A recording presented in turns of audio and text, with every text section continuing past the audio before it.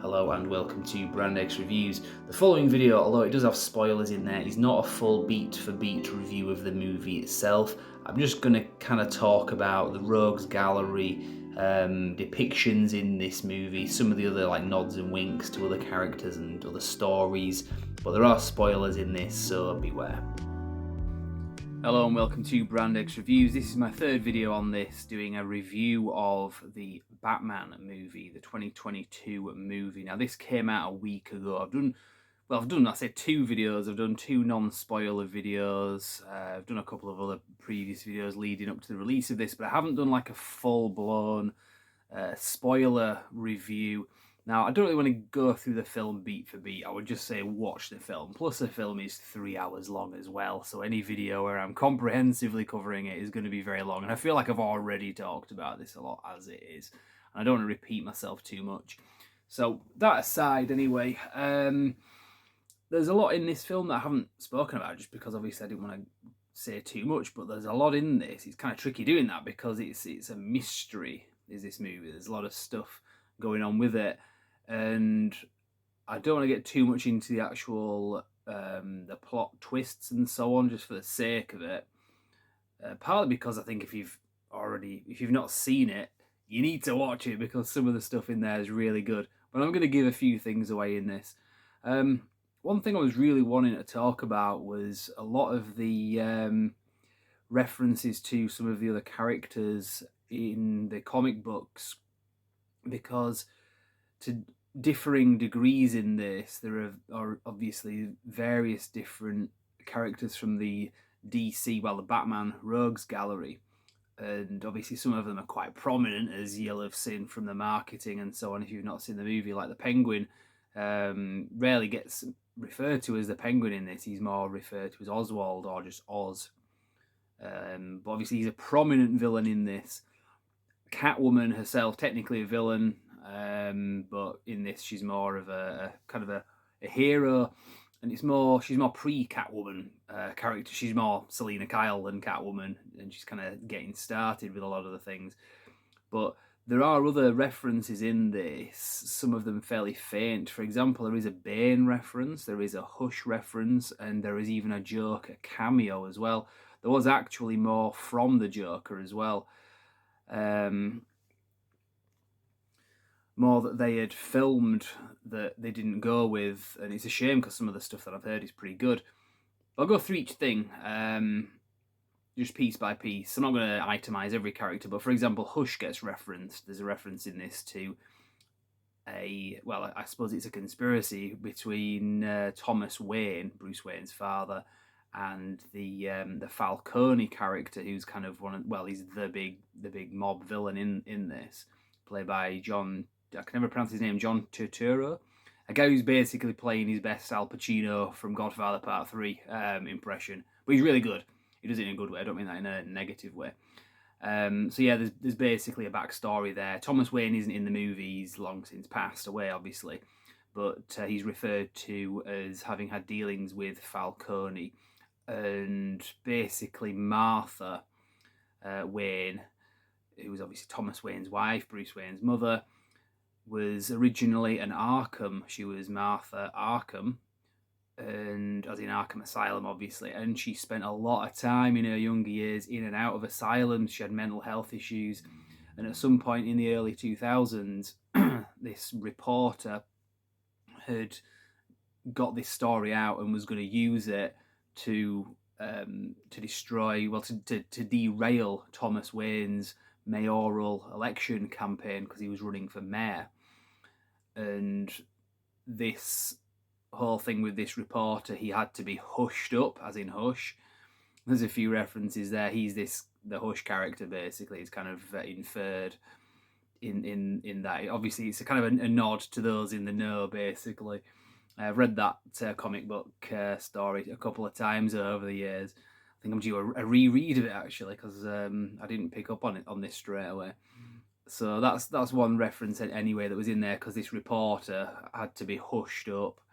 And as it turned out, Thomas Wayne went to Falcone and asked him if he could hush him up or just do something, because he was desperate, because obviously it was his wife's reputation as well.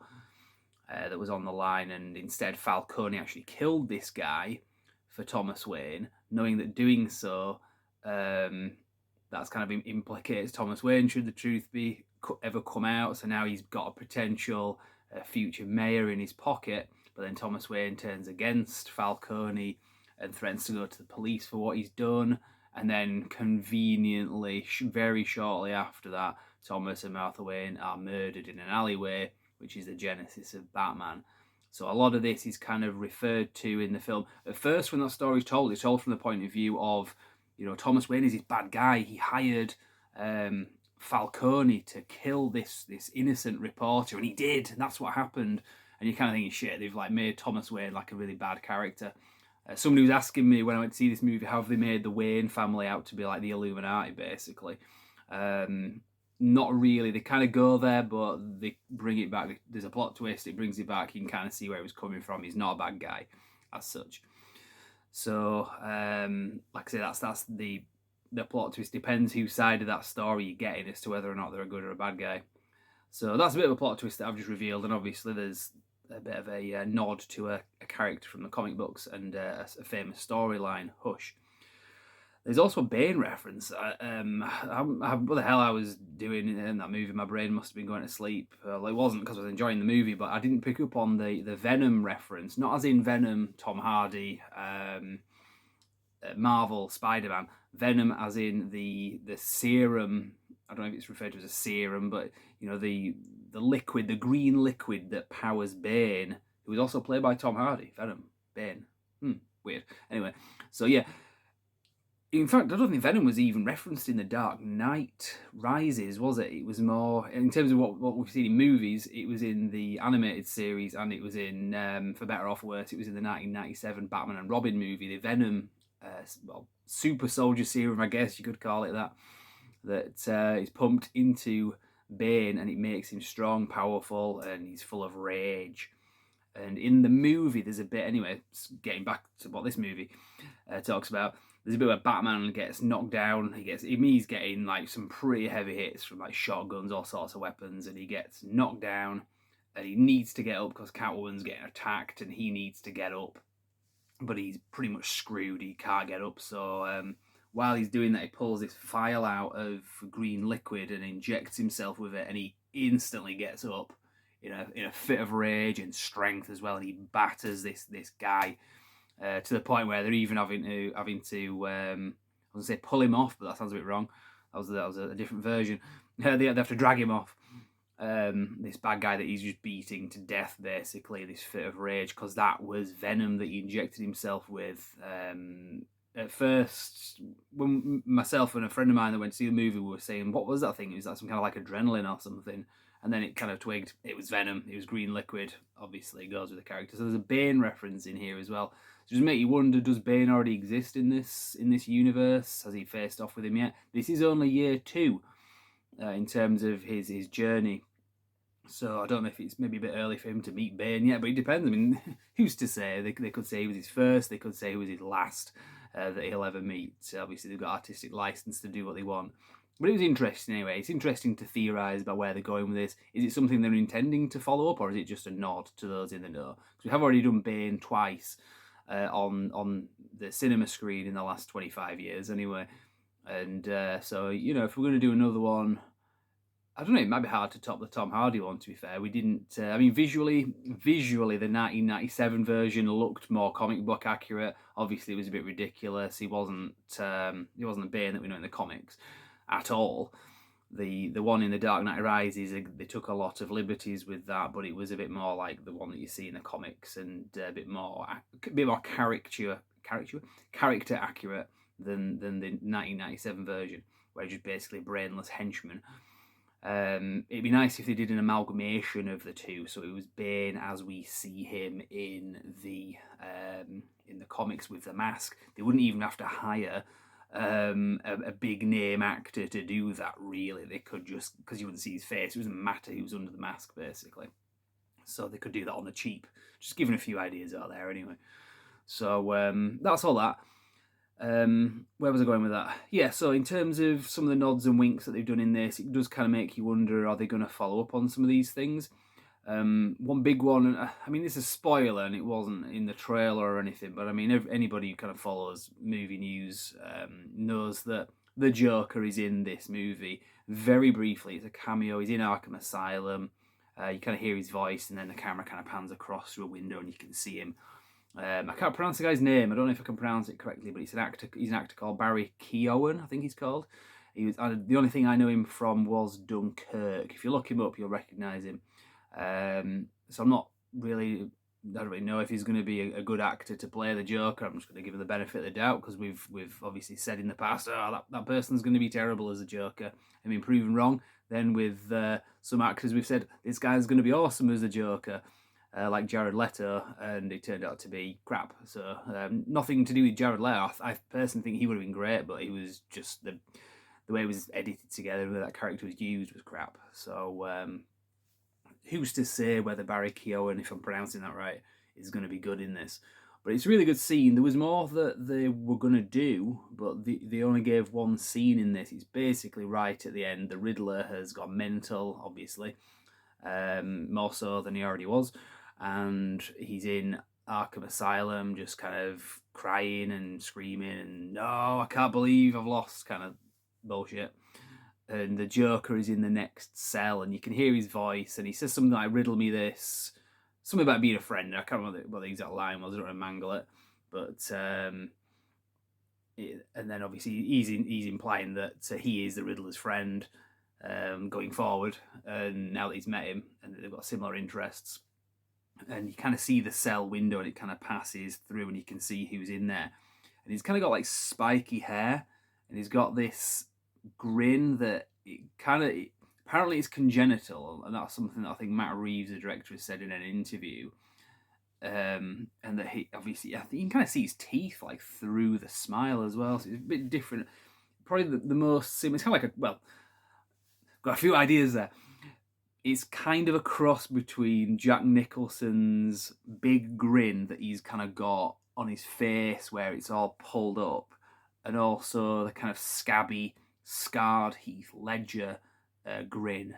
It's not like a painted thing where he's just wearing makeup.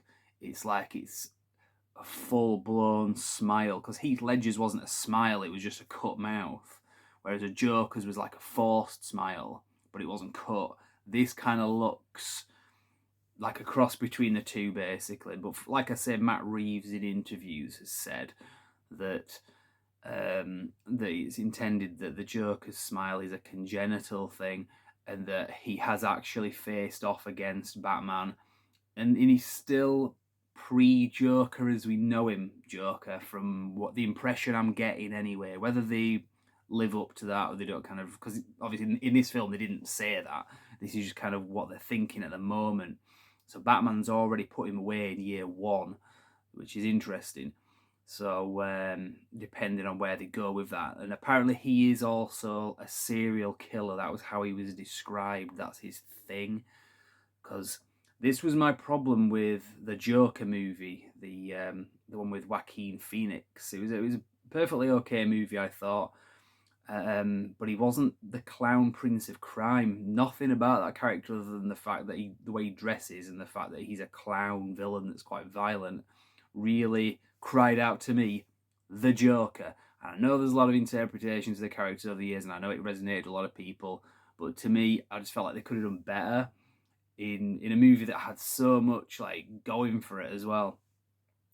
So it would be nice if in this one we do see him more as the clown prince of crime. You can kind of say the same about Heath Ledger's Joker in a way, but less so, I think, because there is a lot in there that does, when you're watching that character, say, that is the Joker that I know, just from little bits, whether it's the animated series, the 60s series, the comics, all that kind of stuff. Heath Ledger's Joker had enough that they'd kept to keep him recognisable. So hopefully, going forward with Barry Keoghan, they do go somewhere that isn't just completely wiping the slate clean and say, no, he's the Joker. Have him be the clown prince of crime, please, because otherwise it's not, you've got this character and you're not basically doing what you should be doing with it. So that's just me kind of being ideological, I suppose, with what I think they should do. So, for a spoiler review, I've really only focused on like a few little aspects of the film. I could probably do more videos, but that's some of the good stuff. Like I said, this was the kind of stuff I was wanting to know when going into this film. Like, oh, I wonder what they're going to do with the Rogues Gallery, because it's quite heavy on the villains. Is this movie? Obviously, it's got some of the main ones. I mean, this I was really kind of thinking of the 1966 movie as well, which I loved when I was a kid, um, because this is the first live action film where you've got the Joker, the Penguin, Catwoman, and the Riddler not on screen together, but as good as they're all in the movie to differing degrees. So that kind of little thing didn't go unnoticed by me. I appreciated that, but at the same time, you've got other stuff in there as well, the references. So yeah, it was quite heavy on the villains. I think going forward, because what they were going to do in this movie was they were going to have the Joker have at least another scene in it where when Batman is hunting down the Riddler, he actually goes to the Joker in Arkham Asylum. I think he was supposed to sneak in or something to go to the Joker to pick his brains because he's got a similar villain to the Joker that he's now trying to track down. He was asking the Joker, like, how would you do it? And all this kind of stuff. Very similar to, I think it was Michael Mann. He directed the film I'm about to mention. I think it was Matt Reeves, the director of the Batman, who mentioned the Michael Mann film. I think it was like late 80s called Manhunter. This was the original Hannibal Lecter movie. This was before Silence of the Lambs. And where obviously the FBI guy goes and visits Hannibal Lecter for information. Silence of the Lambs does the same thing, really, with is it Buffalo Bill, where the FBI woman goes to Hannibal Lecter, who's in prison, for just to pick his brain, basically. Although I wouldn't put that kind of, I wouldn't use that phrase around Hannibal Lecter because it doesn't end well. So yeah, that was something interesting that they were going to do with this, because this film has a lot of nods to a lot of other movies and just popular pop culture references. I don't think any of this is a rip-off. I think a lot of it is kind of like what Star Wars did, where they kind of borrowed from like The Wizard of Oz and all these other like movies and so on. I think this movie's kind of in it. The Batman movie is steeped in a lot of what's come before, not just Batman or comics, just generally in movies. There's a big Seven, as in the movie with Brad Pitt and Morgan Freeman. There's a big theme there that some people said, oh, it's ripped off Seven. It's like, I don't think it's ripped it off. I think that they've just kind of taken little things that people love and it reminds you of that, but it's not a rip off because it's way more its own thing. So with this, like I say, they were kind of going back to the Hannibal Lecter stuff, if what they were going to do with the Joker anyway. And I kind of get the impression that going forward they were gonna or are going to have the Joker in, maybe because they're talking about a trilogy, but who knows? They're going to build up to it, so maybe in the next movie again the Joker will be in it, possibly a bit more, and they're kind of going to build up, maybe depending how many movies or spin-off TV series. Hopefully they don't do that route. Stick to the movies. No matter how many movies they do, the Joker could be built up, and then at a later stage, that's when he has his big movie where he's more of a central character and it's about him. The only problem with that, though, it does kind of remind me a lot of what Marvel did with Thanos. And I think at that point you are kind of treading the same ground too much. So, but who knows? Like I said, it could work. But I'm really looking forward to seeing what comes next.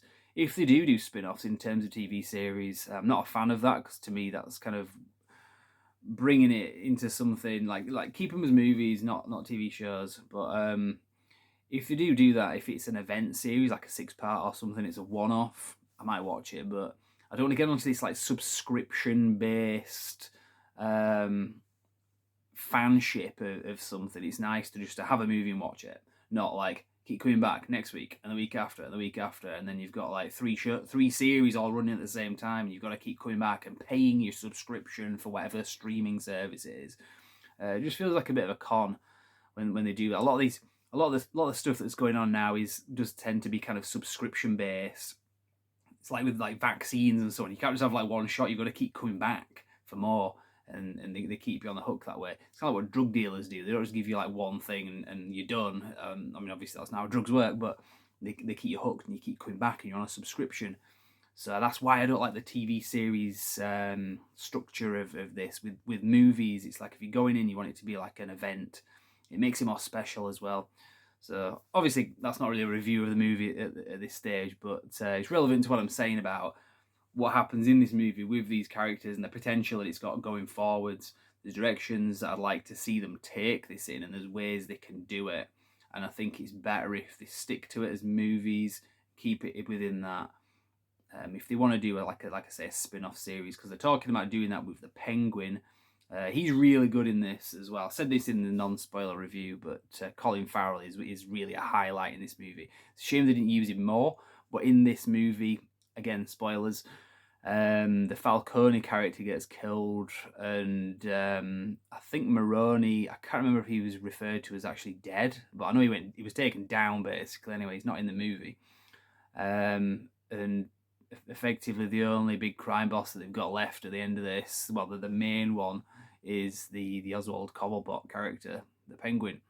So it'd be really cool to see him, because every scene he's in, he steals. There's some scenes that he's in where he's only part of it, but he's really got this presence about him as well. It's like kind of chilling as well. It's kind of creepy because, and I think I said this in a previous video, he's obviously a big guy. He's like fat, and he's like he kind of looks a bit knackered, but he's like, it's Colin Farrell under there who's quite strong and a bit younger than the character's supposed to be.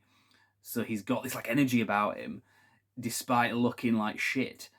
So it's a bit jarring, because normally the way he moves, you wouldn't see somebody that size like moving with that kind of energy. But at the same time, it is the Penguin, so he's kind of like more than just human. So although it's maybe you could say, oh, it's not believable because it's an actor under there that's not that shape and size, it works because it just makes it more creepy and jarring, like I say.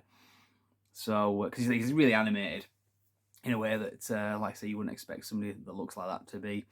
So anyway, I better draw this to a close, to be honest, because it's dragging on a little bit. But these are a few little things I wanted to say. It's not a full spoiler review. I've not gone through the full plot. There's a lot I haven't said in this video.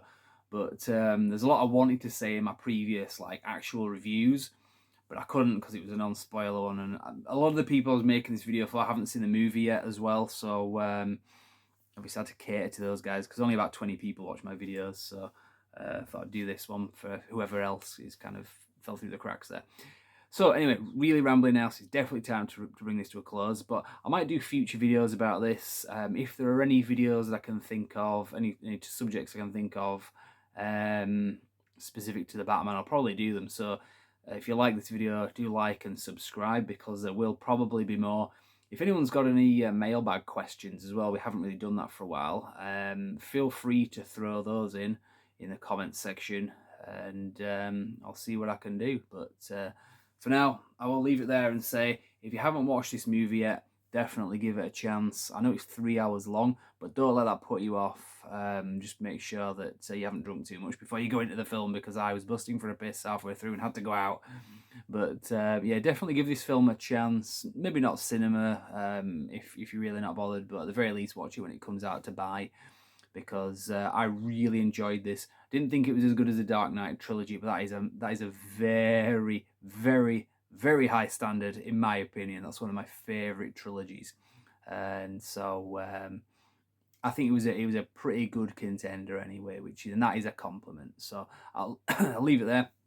As I say, like and subscribe, and we will see you next time. Thank you very much for watching.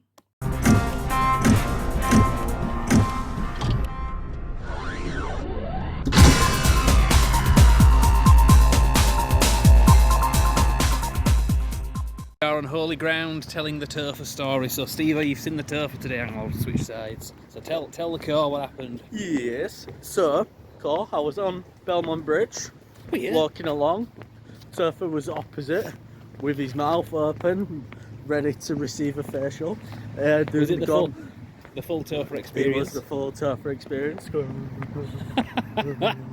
So yeah, so I proceeded to taunt him by smiling at him, laughing at him, and he did this with his his imaginary watch when he Imagine. saw me. So I did the same thing back to him, and then I said, "Oh, all right, Toph, all right, mate, you gonna work?" And then I special honeyed him, Right. and then I called him a fucking prick.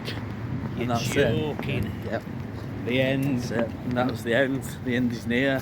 And was it the full Topher It was experience? the full Topher experience. See, one of these days, Arif's gonna see him and he's gonna special honey him as well. I see you, Topher, shaking that ass.